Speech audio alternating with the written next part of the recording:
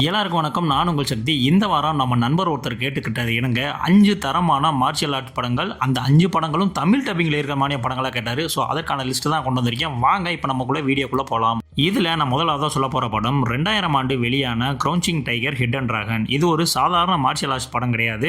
ஒரு புகழ்பெற்ற வாழ்வீரன் தன்னோட பல வருடங்களாக பயன்படுத்திய ஒரு அரிய வாளை பாதுகாப்பாக ஒப்படைக்க முடிவு பண்ணுறாரு.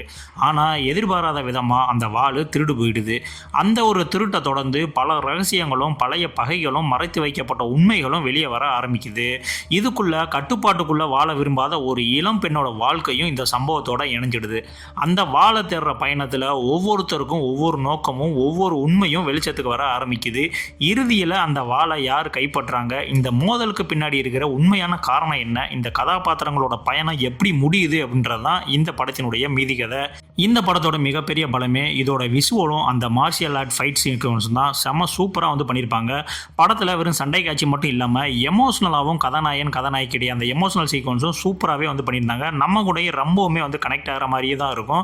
படத்தில் ஃபைட் சீன்ஸ் எல்லாமே சும்மா சாதாரணமாக ஏனோதான அடிதடி மாதிரிலாம் இருக்காது. பக்கா சீக்வன்ஸில் பக்கா மார்ஷியல் ஆர்ட்ஸில் பயங்கரமாக தெரிக்க விட்டுருப்பானுங்க.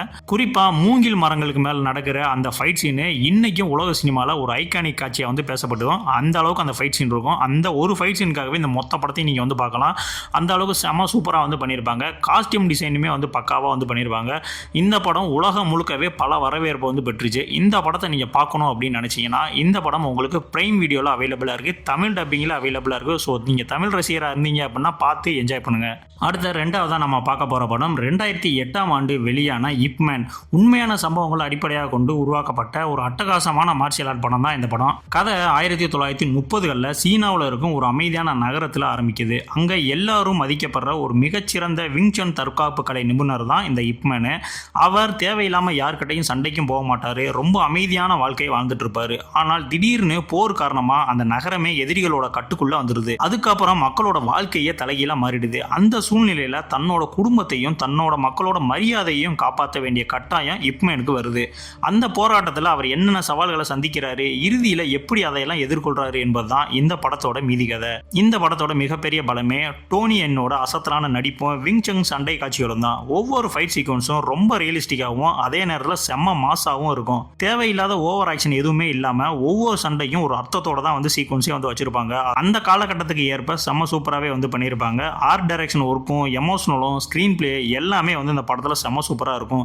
இப்போ நீங்கள் இந்த மார்ஷியல் ஆர்ட் படங்கள்லாம் எடுத்துக்கிட்டீங்க அப்படின்னா ஃபஸ்ட்டு எந்த படம் இருக்கும் அப்படின்னா கண்டிப்பாக அந்த இப் மேன் படம் தான் இருக்கும். இது எல்லா படத்துக்கும் ஒரு முன்னோடி அப்படின்ற மாதிரியே இந்த படத்தை சொல்லலாம். அதனால் மார்ஷியல் ஆர்ட் ரசிகர்கள் நீங்கள் இருந்தீங்க அப்படின்னா உங்களுக்கு ஒரு தரமான ட்ரீட்டு தான் இந்த படம். ஸோ கண்டிப்பாக அந்த படத்தை மிஸ் பண்ணிடாதீங்க. இந்த படத்தை நீங்கள் எங்கடா பார்க்கலாம் அப்படின்ற மாதிரி நீங்கள் என்னை கேட்டீங்க அப்படின்னா இந்த படம் உங்களுக்கு யூடியூப்லேயே தமிழ் டப்பிங்கில் அவைலபிளாக இருக்குது. இந்த படம் யூடியூப்பில் இருக்குது அப்படின்ற விஷயமே இங்கே நிறைய பேருக்கு தெரியாது. ஸோ யூடியூப்பில் தமிழ் டப்பிங்லேயே இருக்குது. ஸோ கண்டிப்பாக அந்த படத்தை பார்த்து என்ஜாய் பண்ணுங்கள்.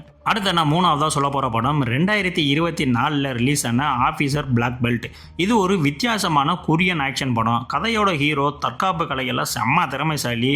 டீகோ, ஜூடோ, ஹென்டோன்னு பல மார்ஷியல் ஆர்ட்டை பிளாக் பெல்ட் வாங்கியிருந்தாலும் சாதாரண வாழ்க்கையை தான் வாழ்ந்துட்டு இருக்காப்புல. ஒரு நாள் தற்செயல ஆபத்தான குற்றவாளியிடம் இருந்து ஒரு மார்ஷியல் ஆர்ட் ஆஃபீஸரை காப்பாற்றுறாரு.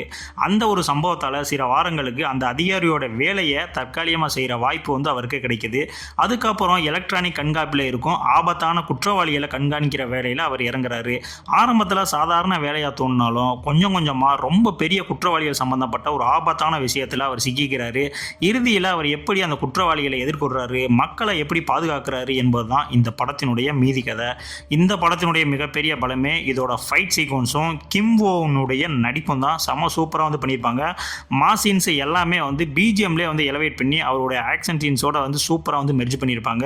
ரியலிஸ்டிக்கான ஒரு மார்ஷியல் ஆர்ட் படம் பார்க்கணும் அப்படின்னா கண்டிப்பாக அந்த படத்தை மிஸ் பண்ணிடாங்க. அதே நேரத்தில் இதில் ஆக்ஷன் மட்டும் கிடையாதுங்க, காமெடி, எமோஷன், ஒரு கிரைம் இன்வெஸ்டிகேஷன் எல்லாம் சேர்ந்த ஒரு கலவை தாங்க இந்த படம். எந்த இடத்துலையுமே போர் அடிக்காது. முக்கியமாக ஸ்க்ரீன் பிளே செம சூப்பராக பண்ணியிருப்பாங்க. கிளைமேக்ஸ் நெருங்க நம்மளுக்கே பதட்டமாகும். அந்த அளவுக்கு செம சூப்பராக இந்த படத்தை எடுத்திருப்பாங்க. இந்த படத்தை எங்கடா பார்க்கலாம் அப்படின்னு கேட்டிங்கன்னா இந்த படம் உங்களுக்கு நெட்ஃப்ளிக்ஸில் தமிழ் டப்பிங்லேயே அவைலபிளாக இருக்குது. ஸோ கண்டிப்பாக நம்மள இந்த படத்தையும் பார்த்து என்ஜாய் பண்ணுங்கள். அடுத்த நாலாவதாக நம்ம பார்க்க போகிற படம் 2015 ரிலீஸ் ஆன தி ஃபைனல் மாஸ்டர். இந்த படத்தினுடைய கதை என்னன்னா, விங் சங் தற்காப்பு கலையை பரப்பணும் என்ற ஒரே லட்சியத்தோட ஒரு திறமையான மாஸ்டர் வட சீனாவில் இருக்கும் பிரபலமான மார்ஷியல் ஆர்ட் நகரத்துக்கு வராரு. அங்கே ஒரு மார்ஷியல் ஆர்ட் பள்ளியை ஆரம்பிக்கணும்னா அந்த ஊரில் இருக்கிற மரபுகளையும் விதிகளையும் கடைபிடிக்கணும். அதுக்காக அவர் ஒரு சீடனை உருவாக்கி பல மார்ஷியல் ஆர்ட் பள்ளிகளுக்கு எதிராக நிற்க வேண்டிய சூழ்நிலையை உருவாகுது. அதனால அவர் நினைச்ச மாதிரி எதுவுமே நடக்கல. கொஞ்சம் கொஞ்சமா அதிகாரம், அரசியல், துரோகம், சுயநலம், மரியாதைக்கான போராட்டம் எல்லாத்துக்கும் நடுவில் அவர் சிக்கிக்கிறாப்புல. இறுதியில் அவர் தன்னுடைய லட்சியத்தை நிறைவேற்றினாரா, அந்த அதிகார விளையாட்டில் இருந்து எப்படி வெளியில வராரு, அவர் நினைச்சபடியே அவருடைய கலையை அந்த ஊர்ல நிறுவனாரா இல்லையா அப்படின்றது தான் இந்த படத்தினுடைய ஒன்லைனர் ஸ்டோரி. இந்த படத்தினுடைய மிகப்பெரிய பலமே இதோட ரொம்ப வித்தியாசமான ஸ்டோரி டெல்லிங்கும் ரியலிஸ்டிக்கான அந்த மார்ஷியல் ஆர்ட் எலமெண்ட்டும் தான். எல்லாமே செம சூப்பராக வந்து பண்ணியிருப்பாங்க. ஒவ்வொரு சண்டை காட்சிக்கு பின்னாடியும் ஒரு காரணம் இருக்கும். குறிப்பாக விங் சங்கை அடிப்படையாக வைத்து எடுத்திருக்கும் ஃபைட் கோரியோகிராஃபி ரொம்ப இயல்பாகவும் செம்ம ஸ்டைலிஷாகவும் இருக்கும். அதோட அந்த காலகட்டத்தையே அப்படியே பிரதிபலிக்கிற மாதிரி ப்ரொடக்ஷன் ஒர்க்கும் சூப்பராகவே வந்து பண்ணியிருப்பாங்க.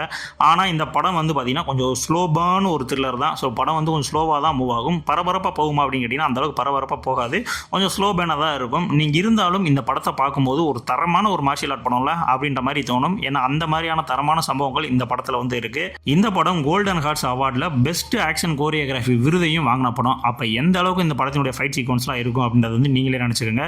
இந்த படம் எங்கடா பார்க்கலாம் அப்படின்னு கேட்டிங்கன்னா, இந்த படம் உங்களுக்கு யூடியூப்லேயே தமிழ் டப்பிங்கில் இருக்குது. ஸோ கண்டிப்பாக அந்த படத்தை வந்து மிஸ் பண்ணிட்டாங்க. கண்டிப்பாக ஒரு மஸ்ட் வாட்ச் இந்த படம். ஃபைனலாக நான் சொல்ல போகிற படம் 2011 ரிலீஸ் ஆன தி ரைடு. இந்த படத்தினுடைய ஒன்லைனர் ஸ்டோரி என்னன்னா, ஒரு ஸ்பெஷல் டீமு நகரத்திலேயே யாரும் நெருங்க முடியாத ஒரு பெரிய அடுக்குமாடி கட்டடத்துக்குள்ள ரைடு போகிறாங்க. அந்த கட்டடத்தோட உச்சியில் இருக்கிற கொடூரமான போதைப்பொருள் கும்பல் தலைவனை கைது பண்ணுறதுக்காக. அவங்களோட மிஷனு ஆரம்பத்தில் எல்லாமே அவங்க பிளான் பண்ண மாதிரி தான் போயிட்டுருக்கு. ஆனால் எதிர்பாராத விதமாக அவங்களுடைய இந்த என்ட்ரன்ஸு குற்றவாளிகளுக்கு தெரிய ஆரம்பிச்சிருது. இந்த மாதிரி எல்லாம் உள்ளே வந்துட்டாங்க அப்படின்னு. உடனே அங்கே இருக்கிற எல்லாருமே அங்கே இருக்கிற நம்மளுடைய ஹீரோக்களை ஃபுல்லாக வந்து சுற்று போட்டானுங்க. அந்த பில்டிங்கில் இருந்து நம்மளுடைய ஹீரோக்கள் எல்லாரும் எப்படி அவங்ககிட்ட இருந்து ஃபைட் பண்ணி திரும்ப தப்பிச்சாங்க அப்படின்றதான் இந்த படத்தினுடைய ஒன்லைனர் ஸ்டோரி. இந்த படத்தில் ஆரம்பத்திலிருந்து எண்டு வரைக்கும் ஃபுல்லாகவே வந்து ஃபைட் சீன் தாங்க. உங்களுக்கு பக்காவான ஒரு ஆக்ஷன் படம்லாம் பார்க்கணும் அப்படின்னா இந்த ரைடு படத்தை எடுத்து பாருங்கள். படம் ஆரம்பித்து ஒரு 10 நிமிஷம் மட்டும் தான் அந்த ஸ்டோரி என்ன அப்படின்றதுக்காக லைட்டாக ஸ்லோ பண்ணுவாங்க. அதுக்கப்புறம் ஃபுல்லாக பரபரப்பாக தான் இருக்கும். சீட் எட்ஜில் வந்து இருப்பீங்க. எப்படா இவன் போய் அங்கே போய் அடிக்க போகிறான், எப்படா இவன் தப்பிக்க போகிறான் அப்படின்ற ஒரு பரபரப்பு உங்களுக்குள்ளே வந்து இருந்துக்கிட்டே இருக்கும். அந்த அளவுக்கு செம சூப்பராக வந்து பண்ணியிருப்பாங்க. முக்கியமாக நீங்கள் ஒரு 18 வயசுக்கு மேலே இருந்தீங்கன்னா மட்டும் இந்த படத்தை வந்து வாட்ச் பண்ணுங்கள். ஏன்னா அந்த அளவுக்கு ஆக்ஷன் சீன்ஸ்லாம் வெறித்தனமாக வந்து வச்சிருப்பானுங்க. ஸோ அதுக்காக தான் வந்து சொல்கிறேன். இந்த படம் வெறும் இந்தோனேஷியாவில் மட்டும் இல்லைங்க, உலகம் முழுக்க ஆக்ஷன் ரசிகர்களை திரும்பி பார்க்குற வைக்கிற ஒரு அருமையான ஒரு படம். அந்த அளவுக்கு ஆக்ஷனுக்கே வந்து கிட்டத்தட்ட 44 அவார்ட்ஸ் வந்து இந்த படம் வந்து வாங்குச்சு. அப்போ இந்த படம் எப்படி இருக்கும் அப்படின்றத நீங்களே வந்து நினச்சி பாருங்க. இந்த படம் எங்கடா பார்க்கலாம் அப்படின்ற மாதிரி நீங்கள் கேட்டீங்க அப்படின்னா, இந்த படம் உங்களுக்கு பிரைம் வீடியோவில் தமிழ் டப்பிங்கிலே வந்து அவைலபிளாக இருக்குது. ஸோ கண்டிப்பான முறையில் இந்த படத்தை வந்து மிஸ் பண்ணிடாதீங்க. இப்போ நான் சொன்ன இந்த 5 படங்களில் என்னுடைய பர்சனல் ஃபேவரட் எதுன்னு கேட்டிங்கன்னா, கண்டிப்பாக தி ரைடு படமும் இப்மேன் படம் தான் சொல்லுவேன். ரைடு படம் என்னுடைய பர்சனல் ஃபேவரட். எப்போ போர் அடித்தாலும் அந்த படத்தை தான் போய் பார்ப்பேன். ஏன்னா எந்த இடத்துலையுமே வந்து போர் அடிக்காது. எத்தனை தடவை பார்த்தாலும் திரும்ப திரும்ப பார்க்கும்போது புதுசாக பார்க்குற மாதிரியே தோணும். அந்த அளவுக்கு செம்ம சூப்பராக வந்து பண்ணியிருப்பாங்க. ஸோ இந்த 5 படங்களில் உங்களுக்கு எந்த படம் பிடிச்சிச்சு அப்படின்றத கமெண்ட்ஸில் சொல்லுங்கள். இதே மாதிரி மார்ஷியல் ஆர்ட் படங்கள் கண்டிப்பாக தமிழ் டப்பிங்கில் இருக்கக்கூடிய படங்கள் மட்டும் வேணும் அப்படின்னா கண்டிப்பாக பார்ட் 2 அப்படின்ற மாதிரி கமெண்ட் பண்ணுங்கள். கண்டிப்பாக பார்ட் 2ல் நான் இதே மாதிரி படங்களுடைய லிஸ்ட்டு வந்து உங்களுக்காக வந்து போடுறேன். வேறு ஏதாவது ஜானரில் உங்களுக்கு படம் வேணும் அப்படின்னா, அதுவும் தமிழ் டப்பிங்கில் வேணும் ப்ரோ இந்த ஜானரில் அப்படின்னா கண்டிப்பாக கமெண்ட்ஸில் சொல்லுங்கள். அதுக்கான வீடியோ கண்டிப்பான முறையில் உருவாக்கி போடப்படும்.